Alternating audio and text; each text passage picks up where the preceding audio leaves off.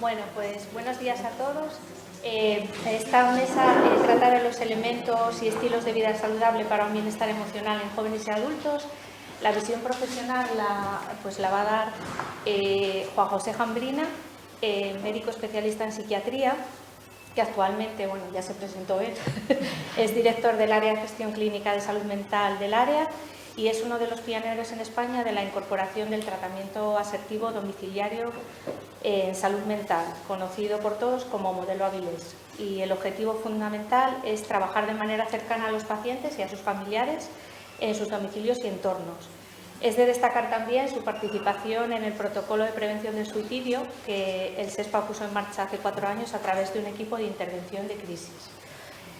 Y luego la visión ciudadana pues la va a hacer la Asociación de Familiares y Personas con Enfermedad Mental de Asturias, AFESA, que bueno, ha recibido varios reconocimientos, entre los que destacan pues el sello de compromiso de excelencia por la Asociación Española de Normalización y Certificación AENOR, y fue galardonada también con el Premio de Pueblos Solidarios en octubre del 22 por un proyecto que consiste en el desarrollo de acompañamientos individuales a personas con problemas de salud mental que viven en entornos rurales. Y hoy nos acompañan como representantes de la asociación Federico Pérez Ureña, que es miembro del comité en primera persona de AFESA, de salud mental, y Ana Fernández Fernández, trabajadora social de AFESA, delegada de Avilés y Comarca. Y bueno, como queráis, ¿quién empieza primero? ¿Empezamos vosotros? Venga. Vale. Bueno, pues buenos días a todos y bueno, gracias por la invitación de participar en esta mesa. Para poner así un poco, por si alguien no nos conoce, somos la Asociación de Familiares y Personas con Problemas de Salud Mental, que la misión que tenemos es mejorar la calidad de vida de las personas, bueno, las personas con problemas de salud mental y de sus familias, defender sus derechos y luchar contra el estigma, ¿no?, que sufren estas personas. Pues yo cuando pensé en la charla dije, bueno, ¿cómo pongo yo aquí lo que hacemos por las familias, ¿no? Entonces, digo, bueno, voy a ponerme cómo llegan las familias a la asociación para que después comprendáis por qué hacemos las actividades que hacemos con las familias. Bueno, en primer lugar, cuando aparece un problema de salud mental en algún miembro de la familia, no solo afecta a la persona que padece la enfermedad, sino que al final influye en todo el entorno familiar, ¿no? Porque la familia suele reaccionar de diferentes maneras, no todas, pero casi todas. Algunas, niegan la enfermedad, eso dificulta la aceptación. Otros hacen esfuerzos por aceptarla y entonces, espera que me puse esto para que vayáis a lo mejor. Eso, hacen esfuerzos para comprenderla y aceptar la nueva situación. Y casi todas, bueno, no todas a lo mejor, pero sí casi todas hacen muchas preguntas, el por qué se habrá hecho mal, se sienten culpables. Entonces, bueno, todo esto repercute en la calidad de vida de la familia en general, ¿no? Todas estas cosas. Bueno, una vez que la enfermedad entra en el núcleo familiar, por decirlo de una manera, ¿qué pasa en esa familia? Bueno, pues en principio se van reduciendo las redes de apoyo de la persona enferma. Eso da lugar a que aumente la dependencia del familiar, o sea, del enfermo hacia la familia, con lo que la vida familiar se disminuye. También las personas que tienen problemas de salud mental, por lo general, tienden a aislarse. Entonces, claro, se encuentran solos y tiran mucho de las familias. Y las familias al final también se aíslan porque pierden sus redes sociales, están siempre con la persona enferma. Entonces al final pierden ese círculo que tenían también y se aíslan también ellas, ¿no? Y se reduce la estabilidad familiar porque al final se producen cambios en las relaciones familiares. Ya esa familia no va a ser nunca como fue al principio, ¿no? Entonces eso también genera un empeoramiento en la calidad de vida de esa familia, ¿no? Como consecuencia de todo ello se suele producir una sobrecarga de cuidados. Esos familiares al final están expuestos a muchísimas fuentes de estrés crónico que pueden derivar pues, en consecuencias muy negativas para su salud, ¿no? Tanto física como psicológica como social. Se incrementan muchísimo los niveles de estrés, de tensión, de nerviosismo. Bueno, un poco es un conjunto de síntomas que nosotros denominamos sobrecarga del cuidador. Habitualmente, cuando en una familia aparece la enfermedad, toda la familia se preocupa por la persona enferma, pero siempre hay alguien que asume el rol de cuidador principal.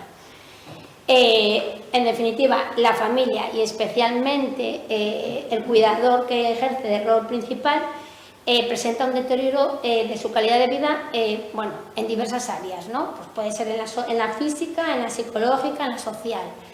Pues ¿por qué? Porque en la física, pues porque están cansados, porque hay una pérdida de energía, hay dificultades de conciliar el sueño. Cuando tú estás preocupado por cosas, pues te pasan todas estas cosas y al final hay un empeoramiento de la salud física también, ¿no?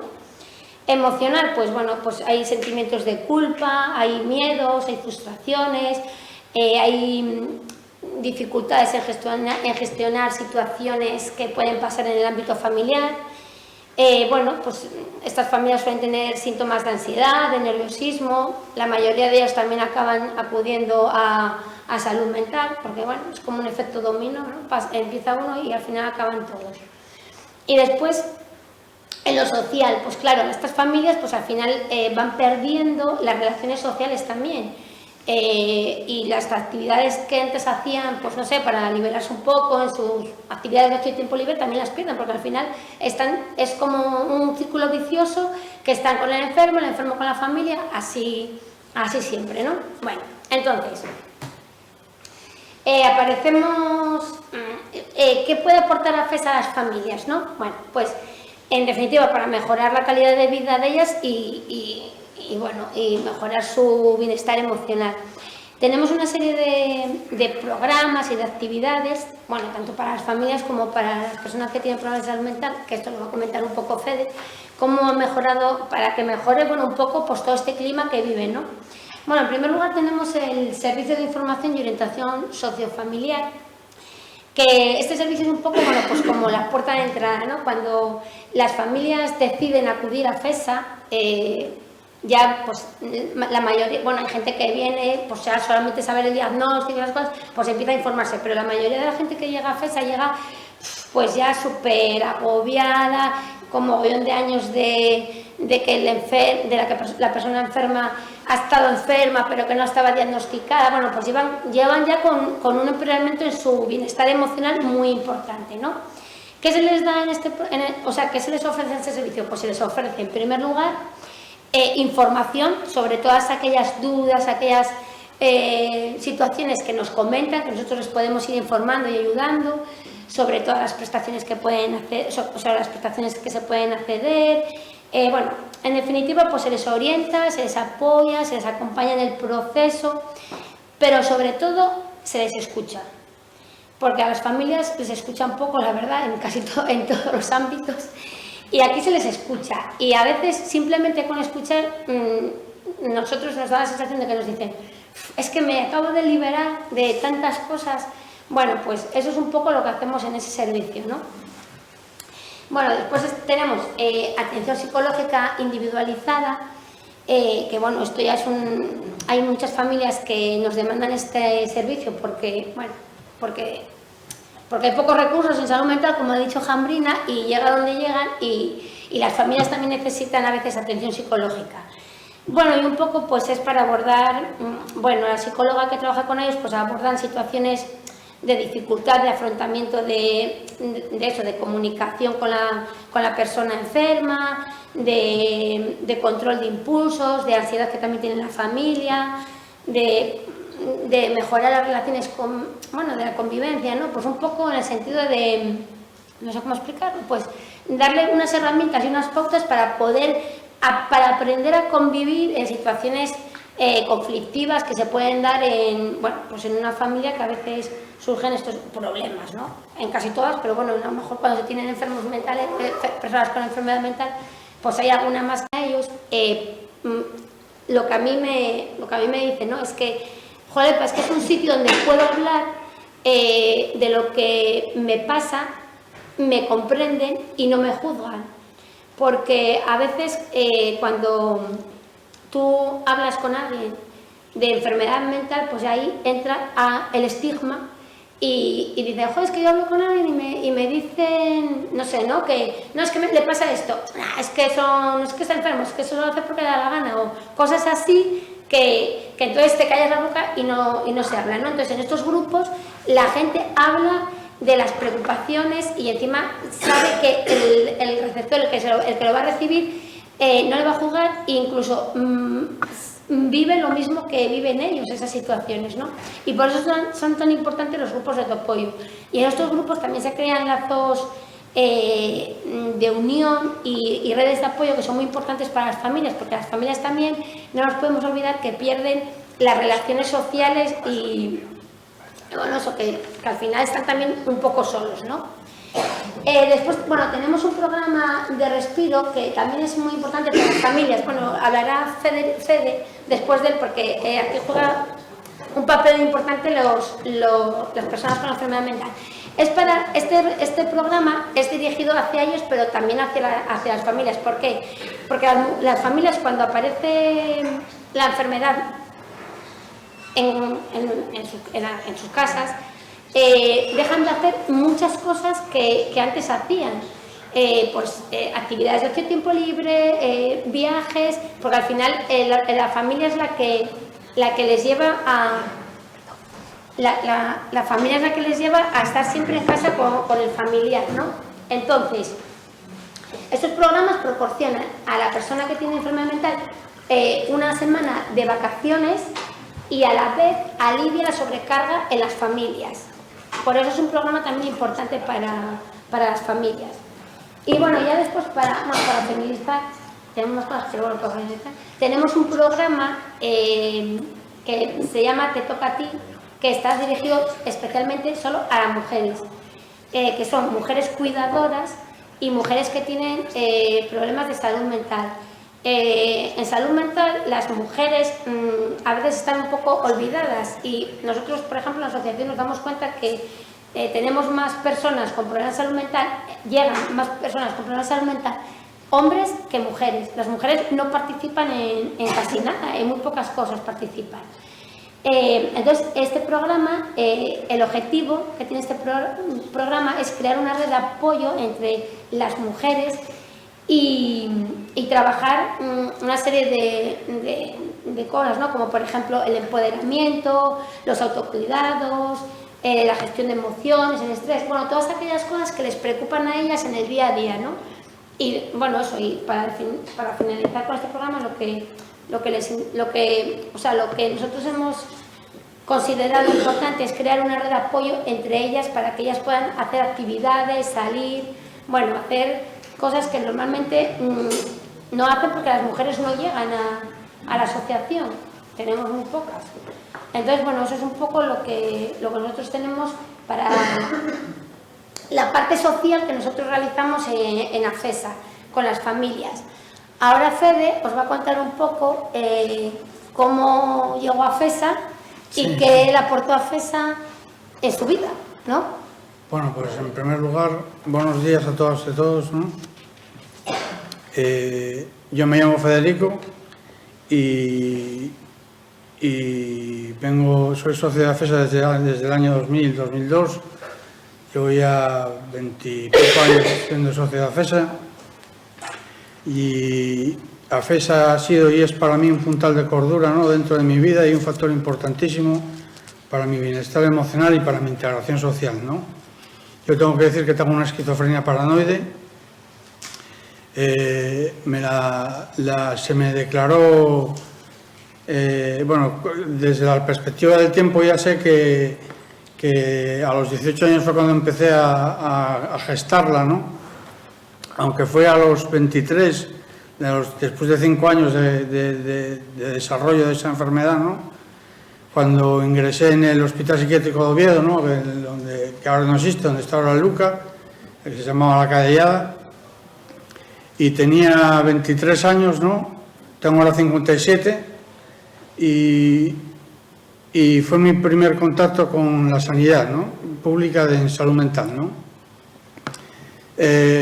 Después de estos años, desde el año 88 que ingresé en el Hospital Psiquiátrico de Oviedo, hasta que ingresé en AFESA, hasta que me hice socio de AFESA, pues pasaron 20 años, ¿no?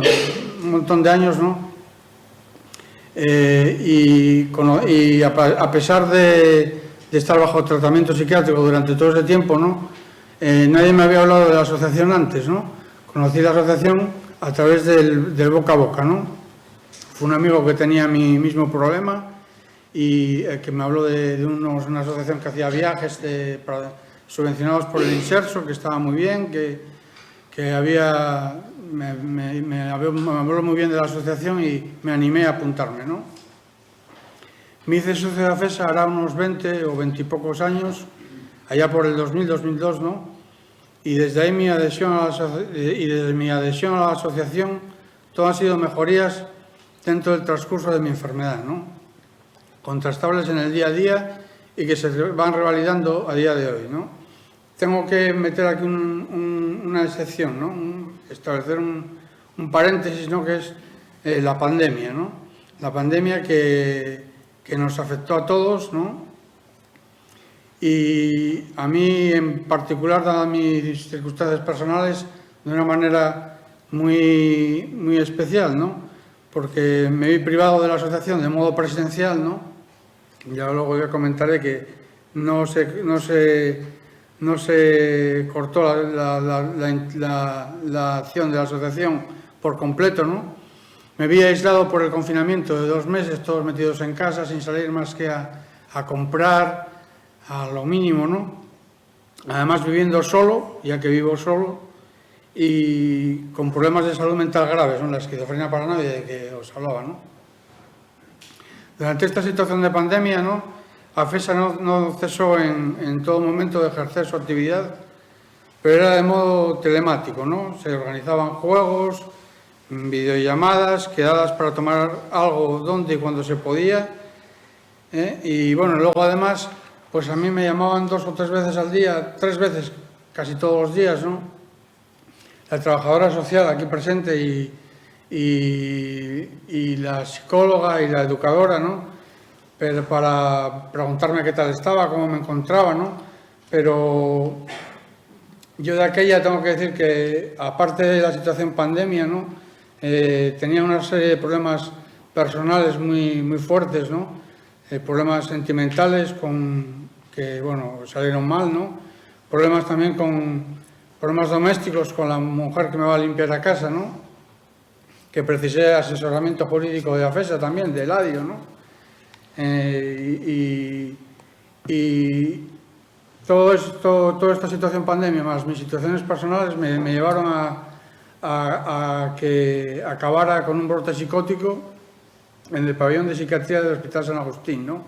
Esto hace menos de 2 años y todavía no estoy recuperado al 100%, ¿no?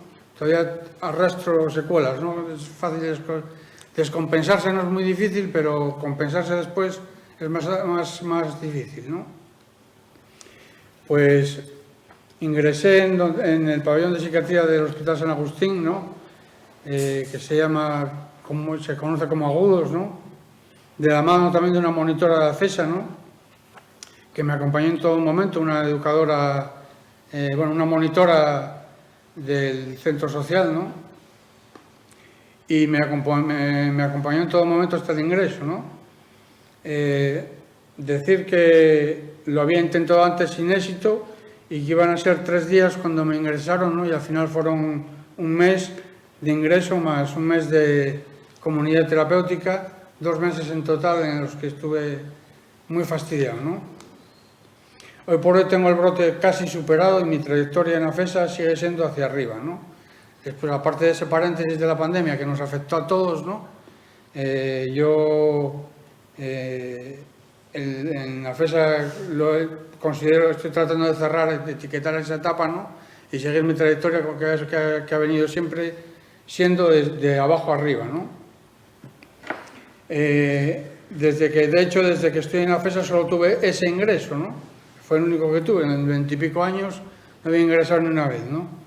Había estado anteriormente en el Hospital de la Caridad antiguo, que se llama de Avilés, Hospital de Avilés hoy, con intentos de suicidio y otras cosas de una enfermedad mental grave, ¿no? Además de la pandemia, durante estos 20 años o más que llevo en la FESA, se produjo otro hito importantísimo, ¿no? Dentro de mi vida, ¿no? Que fue la separación de mi familiar, ¿no? Yo estaba viviendo con mi hermano y paso a vivir solo pues desde los 6 años, ¿no? Y la FESA también me ayudó, ¿no?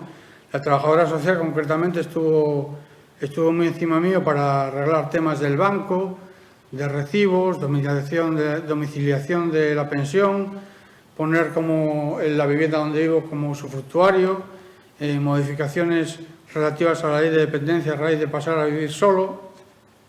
Y bueno, para una persona con problemas de salud mental graves, a pesar de vivir bajo el paraguas, pasar de vivir bajo el paraguas protector de un familiar a pasar a vivir solo es un paso difícil de dar, ¿no?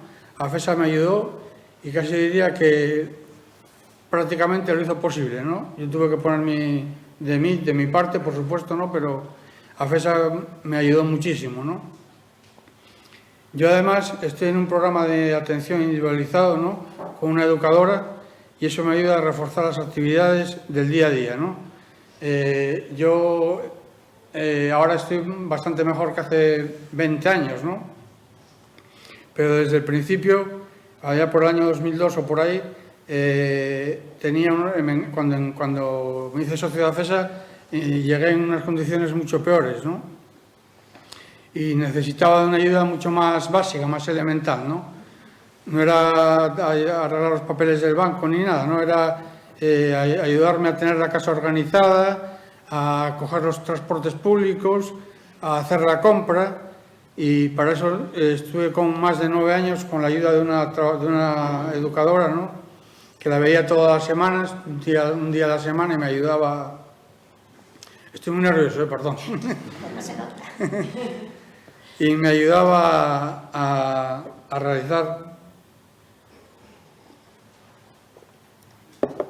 las labores de la vida cotidiana, ¿no?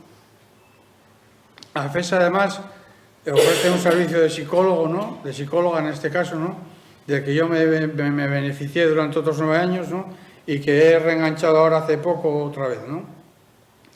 Luego, además, para hablar de AFESA Avilés y no hablar del Centro Social de AFESA es imposible, ¿no? Porque ya dentro de la propia asociación, el Centro Social de Avilés es una especie de referente, ¿no? De cara al usuario es importantísimo, por no decir imprescindible, hablar del centro social, ¿no? Ahí es donde se realizan talleres psicoeducativos, ¿no? Con monitores cualificados, como cocina, poesía, salidas a centros culturales, ¿no? A ver museos, al CEMAE, al Palacio de Valdecarzana, y vamos... hacemos esa serie de actividades y talleres psicoeducativos, ¿no? Que además de aportar un conocimiento concreto sobre la materia que dan, ¿no? Pues tienen una labor terapéutica sobre el paciente que las realiza, ¿no? Que las lleva a cabo. Para mi vivir cotidiano, el Centro Social de AFESA es un factor importantísimo de cara a tener una calidad de vida aceptable, ¿no? De hecho, aunque parezca una tontería esto que voy a decir, ¿no? Los fines de semana para mí son de lunes a viernes, ¿no? Porque es cuando está abierto AFESA, ¿no? Cuando los sábados y los domingos son los días laborales, ¿no? Son los cuando más peor lo paso, ¿no? Y lo mismo se aplica a las vacaciones, ¿no? Cuando está AFESA de vacaciones, yo fatal, ¿no? Lo paso fatal. La asistencia regular al Centro Social de AFESA de Avilés te da la oportunidad de conocer a gente con tu misma problemática, ¿no? te juntas con los que tienes más afinidades, nos sentimos comprendidos y nos apoyamos unos a otros, hacemos amistades, se crea un espacio de convivencia donde el tiempo se pasa más rápido, evitando el aburrimiento y el agobio. Además, es una válvula de escape para uno, aparte de para uno, también para los familiares, ¿no? En mi caso no tengo familiar, aunque sí lo tuve, ¿no? Hace más tiempo, ¿no? Y yo soy muy consciente de que la enfermedad mental atañe muy mucho a los familiares del enfermo, no solo al enfermo, ¿no? Como acaba de comentar ahora Ana, ¿no? Es muy importante, ¿no? El papel del familiar dentro del desarrollo de la enfermedad, ¿no? Aprendemos a convivir y también a solventar problemas y superar limitaciones, lo que nos sube la autoestima y nos saca del aislamiento, ¿no? Pues básicamente esto es lo que se hace, ¿no? Y en AFESA y últimamente también se está colaborando bueno, desde el principio, ¿no? Pero en la lucha contra el estigma, ¿no? Digo últimamente porque se creó hace poco, bueno, hace unos años ya, ¿no? El Comité por Salud Mental en Primera Persona, ¿no? Donde formamos parte, como el propio nombre indica, personas con experiencia propia en salud mental, ¿no? Y nos juntamos bajo el paraguas de AFESA, ¿no? Y damos charlas, intentamos interactuar en universidades, institutos, centros educativos en general, ¿no? Exponiendo nuestro testimonio en primera persona, ¿no? Y hablando a gente que son muy receptivos a romper con el estigma, ¿no? Como es la juventud, ¿no? Todo ello contribuye a que su susodicho estigma vaya disminuyendo, lo cual es muy importante de cara a conseguir una mayor calidad de vida e integración social. Y nada más.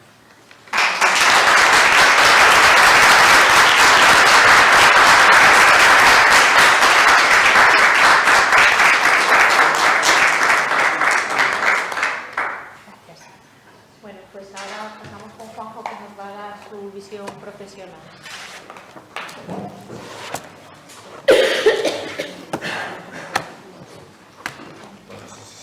Se oye bien, no podemos... Bueno, pues yo creo que voy a intentar ser breve, porque bueno, esto es inabarcable. Bueno, lo primero, dar gracias a Patricia por su acompañamiento y a Maribel por la invitación en nombre de todas las entidades que colaboran en la organización del acto, que la verdad es que cuesta muchísimo el mover estas cosas y bueno, siempre nos lleva tiempo de horarios de vida propios y personales, ¿no? Entonces, gracias por la invitación y por permitir estar aquí para transmitiros un poco, bueno, lo que es la situación del área en estos momentos. El título es Elementos y estilos de vida saludables para el bienestar emocional en jóvenes y adultos, una mirada global. Yo voy a dar una visión panorámica muy rápida del área y luego voy a centrar un poquito más en el tema de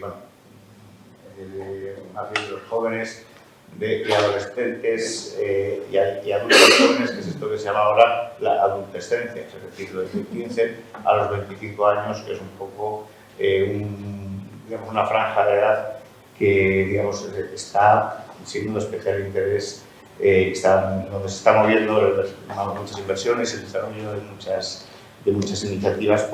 Desde ahí, trabajando en los años, se está viendo que se pueden evitar la mala progresión de muchas situaciones ya detectadas, ¿no? Sobre todo en el periodo previo, el periodo infantil, ¿no? Bueno, como comentaba antes, el área 3 tiene la cabecera, bueno, en Avilés,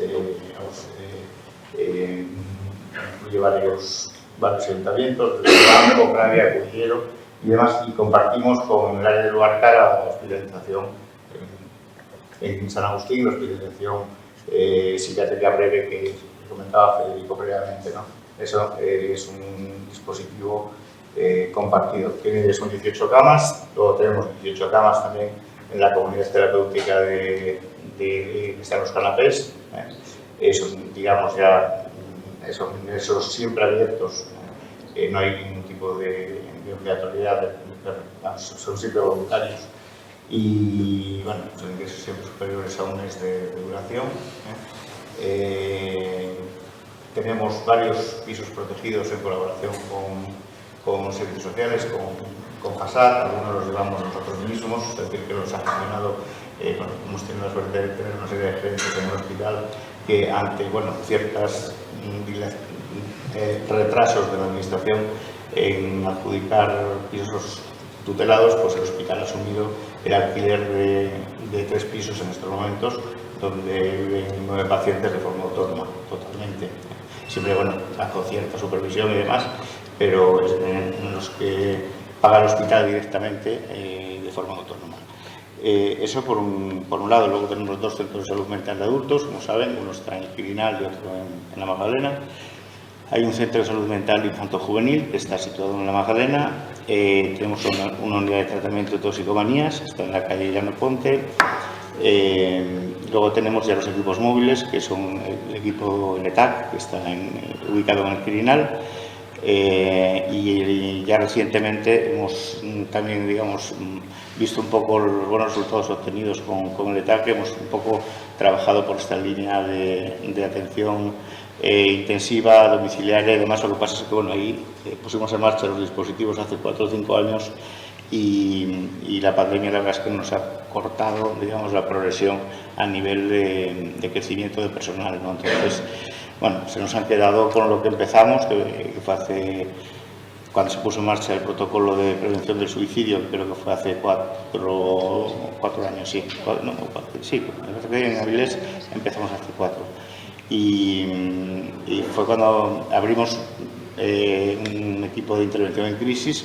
Es un modelo muy conocido en los países sajones, es el equipo de resolución de crisis. Bueno, nosotros somos más humildes, no la resolvemos ya de entrada, entonces, bueno, lo que hacemos es intervenir, pero bueno, la resolución en muchos casos es verdaderamente compleja, entonces preferimos dar una denominación más acorde a lo que es, ¿no?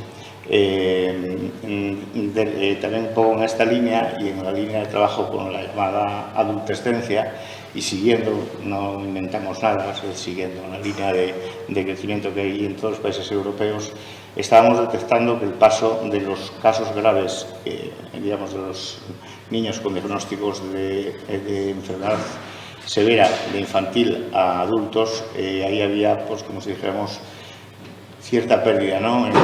En los primeros los dispositivos infanto-juveniles había más intensidad de seguimientos, o sea, había más, digamos, se les podía dedicar más tiempo, y en los centros de adultos pues los tenemos siempre mucho más colapsados y con mucha más presión asistencial, y aparte, bueno, el desarrollo propio de la adolescencia, que siempre implica pues anegar todo tipo o intentar no aparecer para nada por ningún servicio sanitario, ¿no? Entonces, bueno, por eso pusimos en marcha 3 días a la semana. En principio el programa ahora se va a transformar, esperemos, en equipo, en lo que es un ETAC de adolescencia, el que se llama el programa Tranvía, ¿no? De transición a la vida adulta, ¿no? Que empieza con gente que recibe el alta infanto-juvenil, la mayoría de ellos con 15 años, y llega hasta 25 años. A partir de 25 años ya se reincorporan a la normalidad, digamos, a la situación o bien del ETAC o bien del centro de salud mental, ¿no? Esto es un poco los dispositivos. Probablemente me deje colaboraciones que tenemos establecidas con Cruz Roja, con varias ONGs, con varias asociaciones, pero bueno, esto es un poco lo que tenemos para dar respuesta a las necesidades del área. Sí que quería comentar un poco, y con respecto a lo que le comentó el compañero, bueno, lógicamente la colaboración con AFESA, yo creo que vamos, casi ya ni la comento, porque yo creo que hemos crecido prácticamente a la vez, e incluso compartimos durante muchísimo tiempo el mismo edificio, y bueno, yo no puedo más que dar las gracias al apoyo que nos han dado siempre en las reivindicaciones, en las demandas que hemos hecho, ¿no? Entonces, bueno, yo creo que casi me resulta casi son parte de la organización de la propia red, ¿no? De hecho, bueno, están al tanto de todas las iniciativas, y nosotros igualmente nos beneficiamos también de las iniciativas que ellos pueden poner en marcha y demás, y bueno, trabajamos porque el tejido asociativo se fomente y se incorpore gente, digamos, más familias afectadas, pero bueno, tanto ellos como nosotros sabemos que es verdaderamente difícil muchas veces el hacer esta vinculación, pero bueno, ahí estamos apoyando tanto a FESA como al resto de asociaciones de usuarios que están en marcha, ¿no? Yo quería comentar eso, un poco lo que es la cuestión más vertebral del área, ¿no? O por lo menos de lo que pensamos que tiene que ser una organización de un servicio de salud mental, ¿no? Porque bueno, no es una cosa, estamos hablando tanto de salud mental que parece que es una cosa, bueno, muy, bueno, es decir, muy, ¿cómo se llama? Bueno, que no tiene relevancia, y el tema del estigma está ahí, el tema del estigma es muy importante. Entonces, esto, no sé, a mí hay veces que ya me desborda un poco, ¿no? El tema de pandemia, el tema de pandemia de suicidios, de pandemia de trastornos de conducta alimentaria y demás. Bueno, también es cierto que, bueno, casi todas estas situaciones están sucediendo en comunidades autónomas que tienen una pirámide demográfica inversa a la nuestra. O sea, es decir, que tienen una gran predominancia de población joven y digamos, unos tramos de población superiores a 65 años, bueno, digamos, muy escasos, ¿no? En nuestro caso, bueno, el fragmento más importante de la población está en los mayores de 65 años, con lo cual nosotros casi tendríamos, y de hecho vamos a empezar ahora también, con un programa de psicogeriatría, es decir, de una atención especializada, pero solo programa, y desde el Centro de Salud Mental se ha incorporado una psiquiatra experta en atención a casos especialmente complejos, pero ya de población geriátrica, porque hay gente por encima de 65 años, ¿no?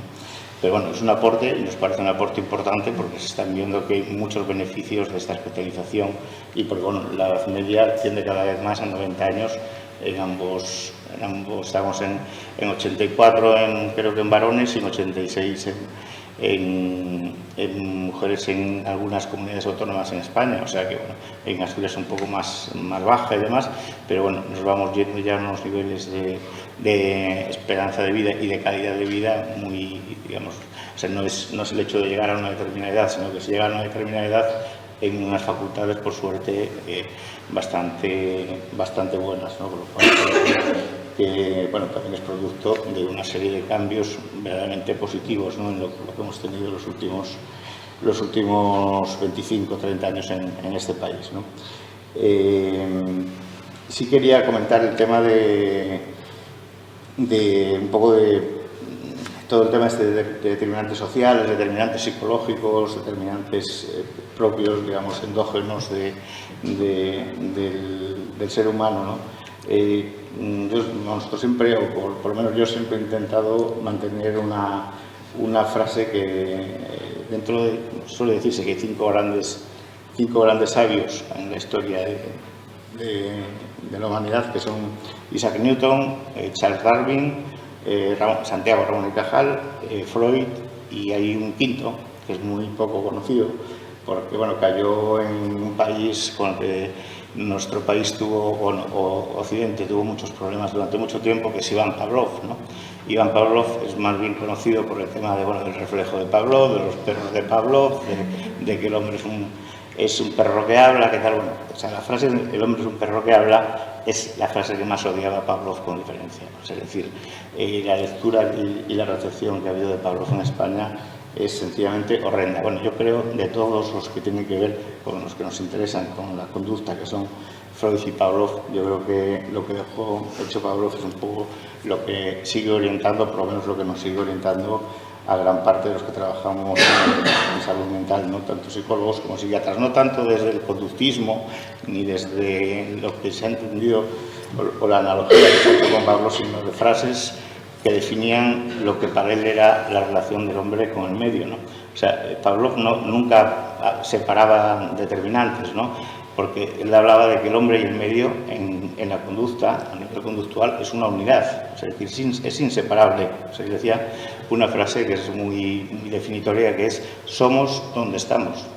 O sea, es decir, nos construye nuestra identidad, pero también nos construye la relación con el medio, ¿no? Y estamos en continuo intercambio con el medio donde vivimos, pero también con nuestra forma de ser, con nuestras peculiaridades, ¿no? Entonces no podemos olvidar este tipo de cuestiones, ¿eh?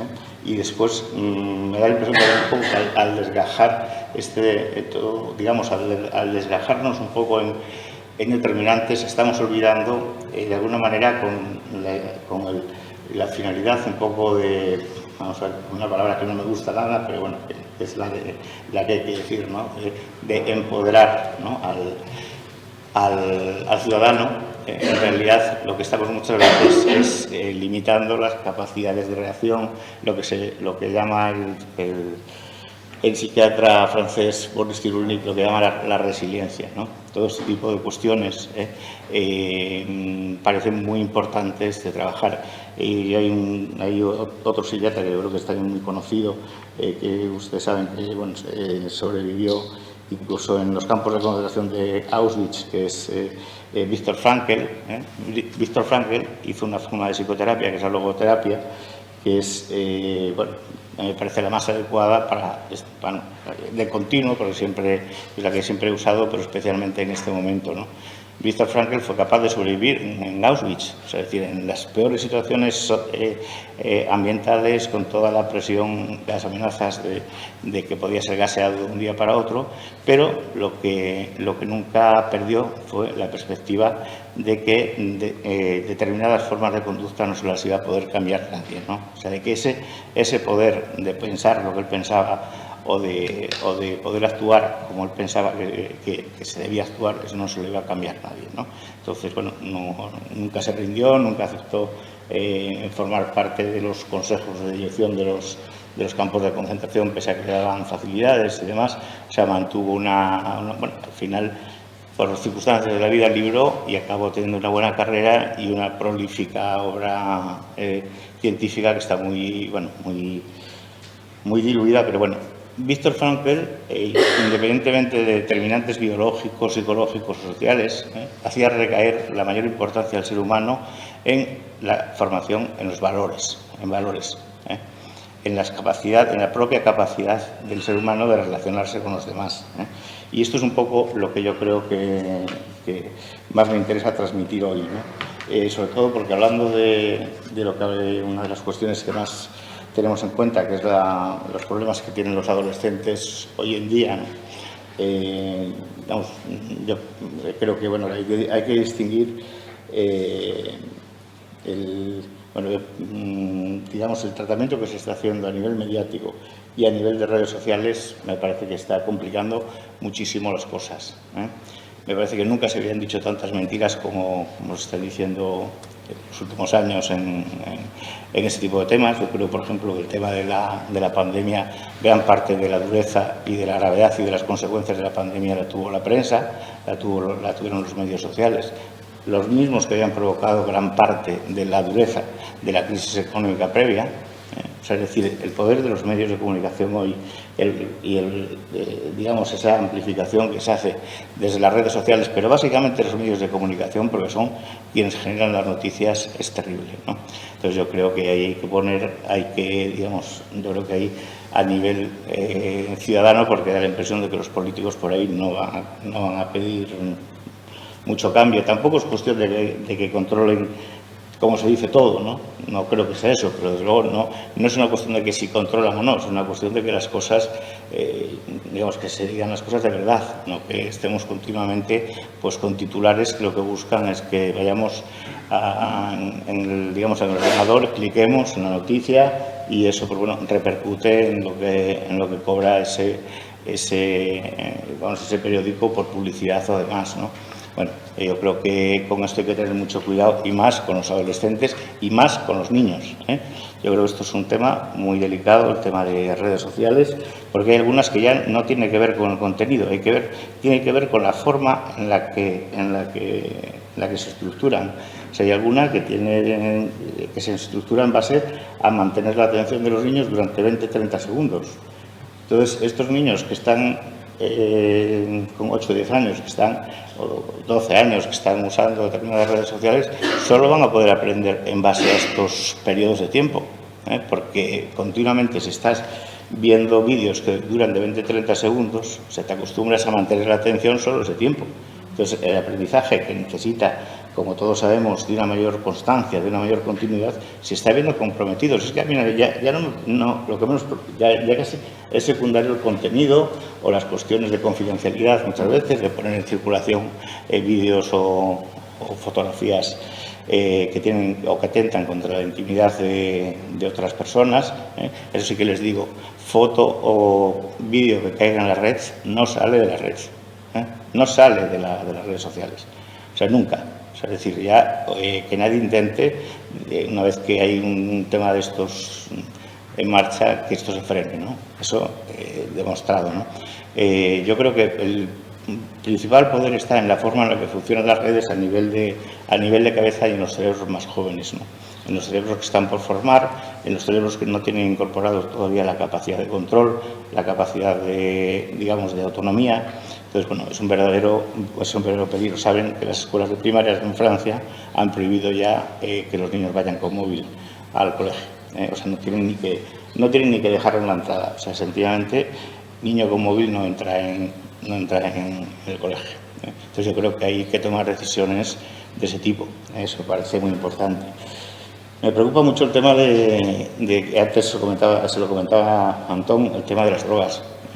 El tema de los tóxicos es una cuestión, de verdad, para actualizar el plan que tenemos, pero para actualizarlo en condiciones. Ha habido una serie de cambios importantísimos, por ejemplo, el tema del cannabis y demás, lo que muchos escuchamos durante mucho tiempo, el tema de los porros, hoy ya no son porros, hoy ya son verdaderas bombas de generar psicosis, ¿no? Porque todo el diseño sintético de los cannabinoides sintéticos, la Unión Europea tiene recogidos como 30 y pico cannabinoides sintéticos que tienen una capacidad de generar episodios psicóticos que cuadruplica o quintuplica lo que teníamos previamente, o sea, lo que tuvimos hasta hace unos 20 años más o menos, ¿no?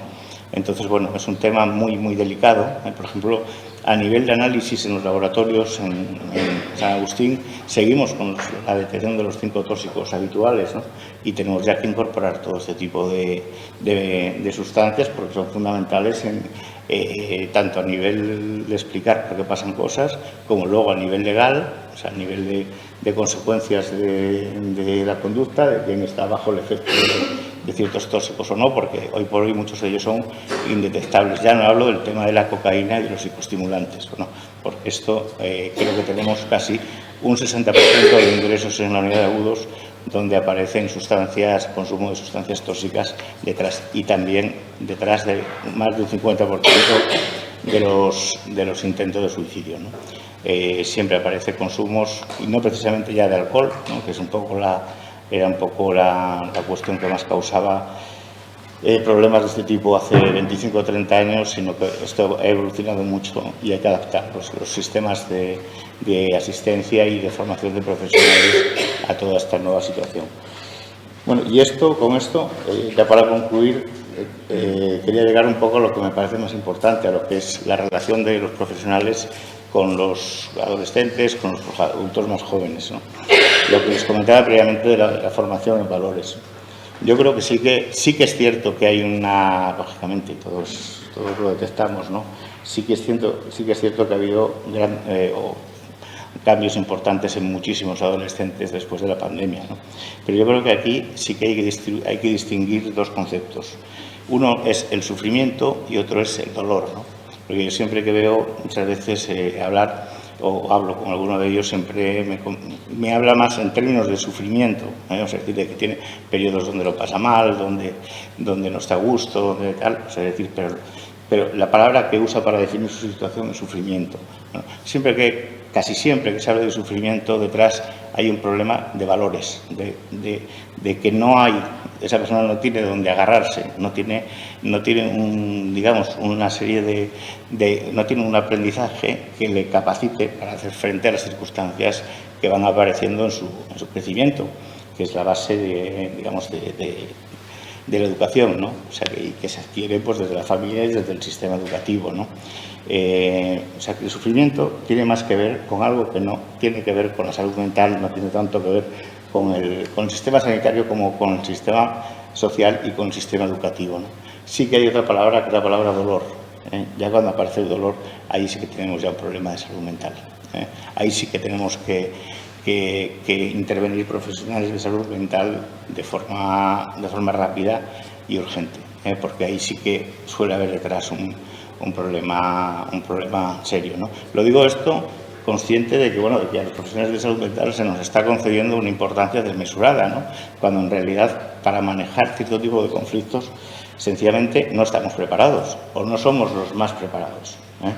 Yo creo que hay que incidir mucho desde la educación, ¿no? Digamos, la formación en todo tipo de adquisición, pues esto, de normas de conducta, o sea, de respeto, bueno, también a ciertas figuras de autoridad, de tolerancia con ciertas frustraciones, ¿no? Yo creo que, bueno, que son un poco situaciones en las que es importante insistir. El tema de los valores no es un tema que bueno, sobre todo que aprendan a convivir con la incertidumbre, ¿no? Es un tema básico. O sea, decir que no, digamos, esta situación que les deja perplejos muchas veces, de que no toleran no saber qué hacer ni 10 segundos, ¿no? Esto es una cuestión que, bueno, es decir, hay métodos para aprender a trabajar con esto, y estos métodos hasta ahora los estaban transmitiendo los profesores desde la asignatura de ética, ¿no? De ética para la ciudadanía. Yo creo que la liquidación de esta asignatura de la LOMLOE, de la última ley, es un verdadero drama, me parece un verdadero fracaso. O sea, ha quedado reducida a una educación con unos valores muy concretos, pero hay que recuperar esa asignatura, aunque, digamos, no todo va a ir en esa asignatura, porque esto no se aprende solo con el tema este. Hay lo que se llama también luego un currículum privado, ¿no? Que es lo que el currículum de aprendizaje en bioética en base a lo que ves a tu alrededor, ¿no? Lo que ves en casa, a lo que ves desde el sistema familiar. Y sistema familiar me refiero a cualquier modalidad de familia, no es, digamos, un modelo clásico de familia, ni mucho menos, pero bueno, yo creo que todos sabemos que hay 10 o 12 valores que, seamos donde seamos de la India, seamos bueno, y a Japón lo dejo a un lado porque, bueno, eso es un mundo que no tiene nada que ver con el resto del mundo, pero bueno, más o menos hay 10 o 12 valores que compartimos prácticamente todas las, tanto Oriente como Occidente, y bueno, yo creo que eso hay que machacarlo, insistirlo en los más pequeños, y que eso es lo que va a prevenirles y a darles autonomía o capacidad para ser autónomos, ¿no? Hay un autor, un psicólogo, que es Lauren Kohlberg, que hizo lo que se llama, es un autor muy poco conocido, pero sin embargo es importantísimo para establecer los pronósticos tanto en materia de conducta de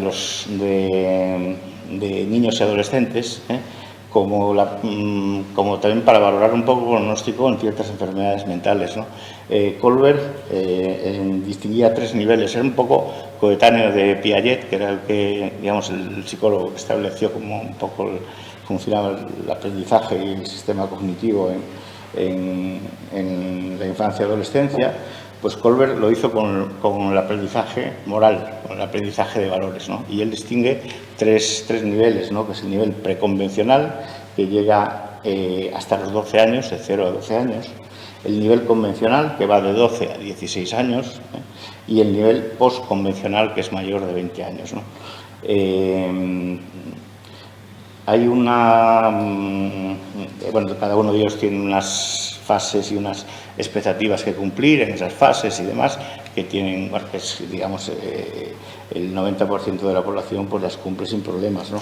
Pero el problema está en los conflictos que surgen, sobre todo ciertos conflictos que surgen en la fase preconvencional, o sea, quien no pasa de la fase preconvencional a la segunda, ¿no? O sea, ahí tenemos un serio problema. Y ahí estamos teniendo muchos, digamos, nos están apareciendo muchos niños con fijaciones, o sea, que digamos que no han pasado esa fase.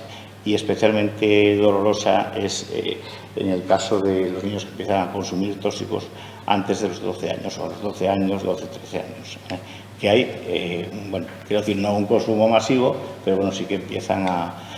pongo un ejemplo, digamos, porque es el ejemplo que tenemos más frecuente, ¿no? Pero por otras vías, luego también nos va enterando por vías ya de enfermedades que están detectadas desde los 3 primeros años de vida. También, lógicamente, también hay una fijación en esta fase, ¿no? O sea, ese paso de la fase preconvencional a la convencional a nivel moral es muy importante. Y ahí tenemos que hacer un esfuerzo en esos 12 primeros años de vida, porque, digamos, lo que pueda suceder más adelante tiene una solución más fácil, o por lo menos el pronóstico es mejor. Entonces yo creo que bueno, hay que pedir recursos también y lógicamente situar los recursos allí donde el conocimiento científico nos va diciendo que son más útiles, ¿no? O sea bueno, que yo creo que no es una cuestión de intervenir en todos los lugares con la misma intensidad y con la misma con los mismos objetivos, sino que hay que adaptar también los recursos a las necesidades. Y esto es un poco lo que yo quería comentar, ¿no? Que me parece fundamental, vamos, porque siempre se deja un poco al lado todo este tema, y cada vez, sobre todo en el sector infanto-juvenil, vuelvo a repetir, hasta los 25 años, cada vez vemos que es más importante. Entonces yo creo que más que intervenir a lo mejor tanto en salud mental, yo creo que hay que intervenir mucho más, reforzar mucho más el sistema educativo, reforzar mucho más la adquisición de cierto tipo de esquemas o pautas de conducta desde la familia, desde los sistemas familiares. Entonces yo creo que esta sería un poco la conclusión de lo que yo quería contarles. Y nada más, y muchas gracias, y a su disposición para lo que quieran preguntar.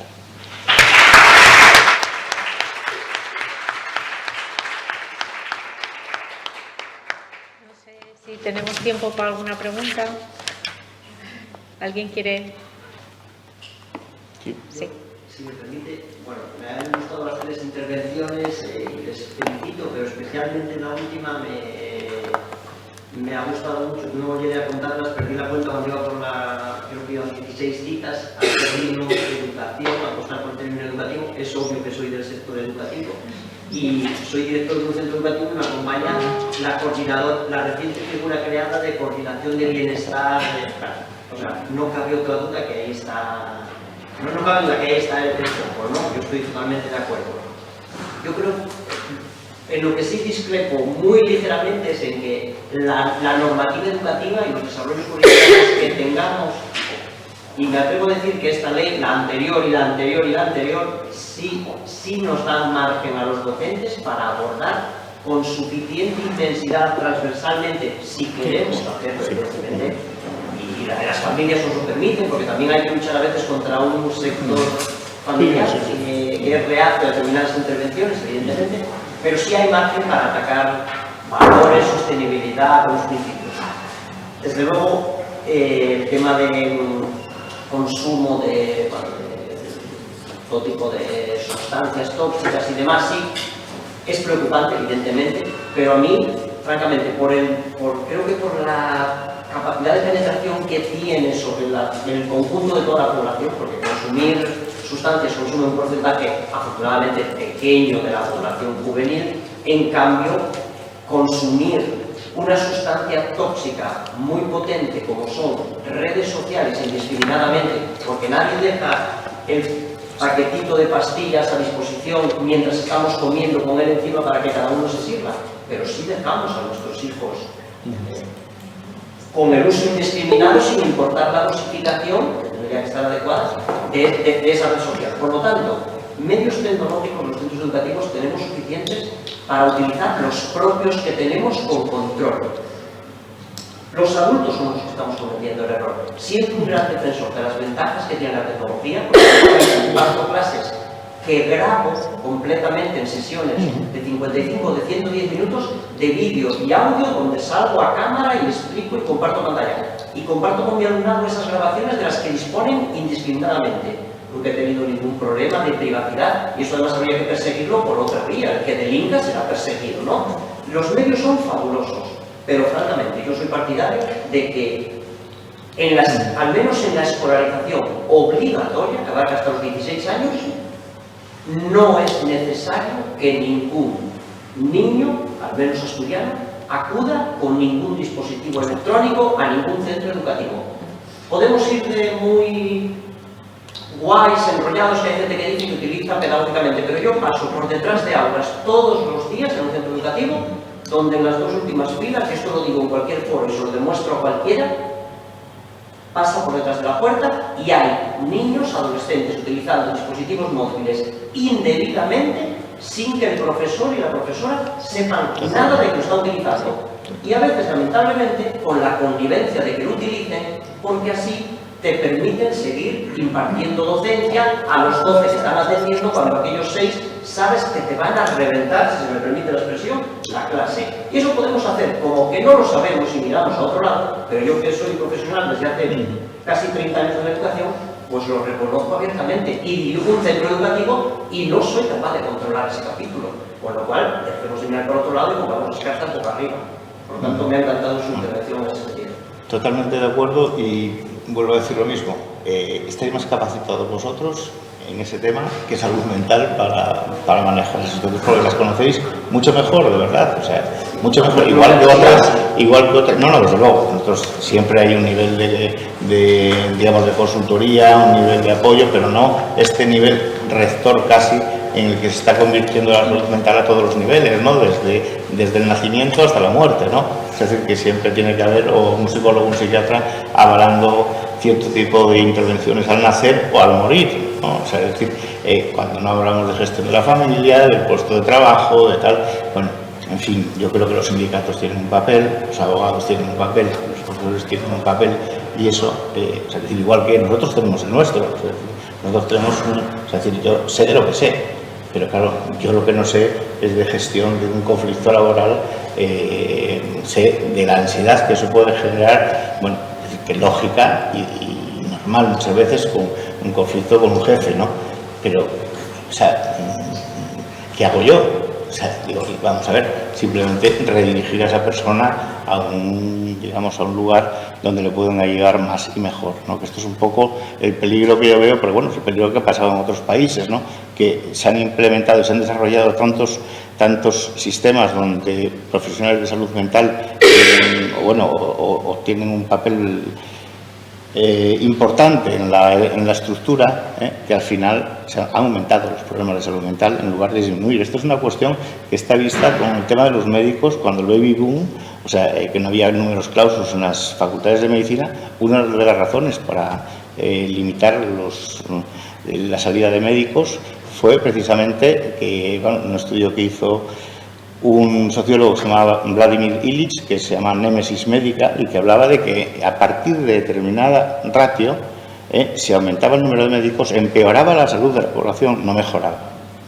O sea, es decir, que no se trata es decir, también hay que, lo que os digo, ver el conocimiento científico, los datos que nos rinde el conocimiento científico, porque a partir de determinado nivel, si hablamos mucho de enfermedad, acabamos poniendo a toda la gente. Y con el tema mental, o sea, yo fracturas de cadera, yo por mucho que hable, no voy a inducir en la gente fracturas de cadera, pero si yo quiero poner a Luan con pie de guerra pasado mañana, o sea, en 2 días, con 4 declaraciones, pongo a toda la población de Luanco ansiosa, sin ningún problema.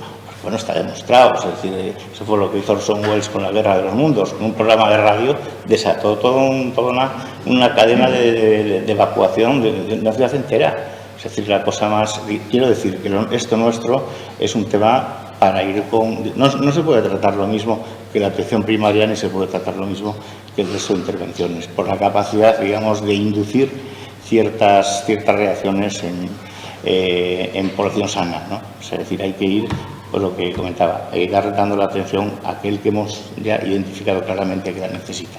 O sea, que yo creo que, vamos, lo digo por experiencias previas y aunque sea en contra digamos, del gremio, ¿no? Se dice, pues bueno, de repente te ves aquí, dices, bueno, pero bueno, que pintamos aquí todos esos de salud mental. Digo, si la formación que tenemos, vamos, en muchos casos es que me declaro incompetente. Digo, es que no sé qué hacer. Digo, seguro que hay cuatro personas cerca de ti que saben qué hacer, 4 profesionales que saben qué hacer con esto mucho mejor. Pero como haya un rasgo de ansiedad, ya, lógicamente, quien al final acaba asumiendo la gestión del caso es un profesional de salud mental. Entonces ahí quiero decir, es necesario, hay que seguir creciendo en recursos porque pese a todo estamos por debajo, pero también con mucho cuidado con el tema porque es un arma un poco de doble filo, ¿no? El tema de la capacidad imitativa de las conductas, lo sabéis en los adolescentes, sabéis que cuando uno hace una conducta que logra determinados resultados, sobre todo en adolescentes, van 10 detrás. O sea, porque es así, y no digamos a nivel familiar, en cuanto ven cómo funcionan los padres, vamos, en cuanto ven que un padre baja un poco las defensas con una actitud, la persona en cuestión o los hermanos repiten la conducta inmediatamente, es una de las leyes más básicas, ¿no? Entonces todo esto hay que tenerlo en cuenta a la hora de dictar intervenciones y demás. Es complejo, pero bueno, yo creo que hay que, sobre todo, eso, incorporar lo que también los estudios nos van dando, ¿no? No es una cuestión de recursos y tal, porque poniendo más va a ir mejor. A partir de un determinado punto nos empieza a ir peor, ¿eh?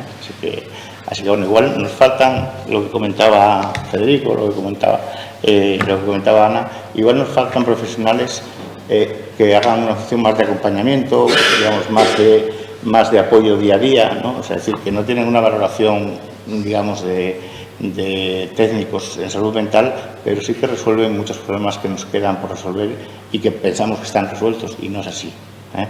No es así. Creo que ahí es un poco lo que le comenté antes al compañero del plan de salud mental, de que se crece mucho hacia arriba, ¿eh? Pero bueno, necesitamos crecer es más eso, en pisos protegidos, en pisos de apoyo y demás, porque bueno, las personas que tenemos son 16 personas muy graves, con situaciones muy graves, que están totalmente insertas y viviendo normales en comunidades normales, céntricas de Avilés. Es decir, quiero decir que nadie les pregunta absolutamente nada. O sea, es decir, hemos conseguido personas que tendrían que estar en un dispositivo específico para este tipo de personas y es decir, no tenemos más porque no tenemos más pisos. O sea, es decir, tendríamos más, y es un sistema más barato además. En fin, hay que cambiar también el chip de ciertos políticos a los que las personas con una enfermedad mental grave estén en la sociedad, de alguna manera les genera cierto miedo. Es así, es miedo. O sea, muchas veces en la toma de decisiones de algunos compañeros políticos les veo con miedo. O sea, es que tenemos que empezar por el propio sistema sanitario y por las partes muchas veces, los cargos directivos de los sistemas sanitarios. No hablo solo de Asturias, quiero decir, hablo a nivel nacional. O sea, es decir, sigue siendo, la cuestión del estigma sigue siendo un tema muy importante, ¿eh? Y sobre todo en el sistema sanitario. En dos casos, Carolina, acá sí que hay personas antes, más niños ahora, niñas, que no pasan de la etapa preconvencional, que no desarrollan el sistema de valores. Yo creo, primero, no se ha identificado tan claramente como hasta ahora, por ejemplo, los pediatras ahora ya todos manejan este tipo de situaciones, ¿eh? O sea, es decir, no se han elaborado hasta ahora planes, pero digamos, que no tengan que llegar desde salud mental, sino desde otros ámbitos, ¿no? Para trabajar, digamos, métodos métodos teóricos, ¿no? Y después transmitir también desde todos los ámbitos con los que se interviene con la familia, que básicamente es el sistema sanitario al nacer y pediatría, por ejemplo, tiene una labor importantísima a este nivel, ¿no? Transmitir la importancia de esta situación, ¿no? Nos hemos quedado mucho en los hechos, ¿no?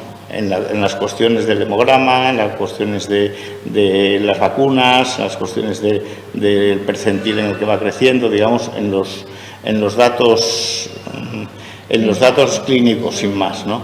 Y al lado, o sea, el hombre y la conducta son hechos y valores. Lo primero son los hechos, eso está claro. Es decir, lo primero que tengo que saber es si alguien tiene fiebre o no tiene fiebre. Ahora, una vez que eso está descartado, hay que mirar otra serie de cuestiones, ¿no? Es lo que os comentaba antes del currículum oculto, ¿no?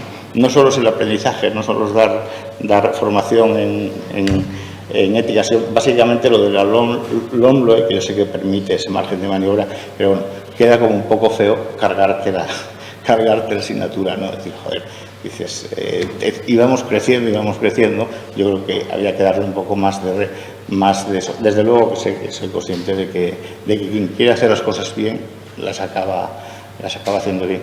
Y lo demás yo creo que bueno, hemos llegado también a un nivel de detección de problemas y después del análisis de estos problemas surge que precisamente hemos olvidado que lo más básico, es decir, sobre todo la educación. Bueno, ¿alguien más quiere preguntar? Pues damos por finalizado. Muchísimas gracias. Bueno, gracias a todos. Venga.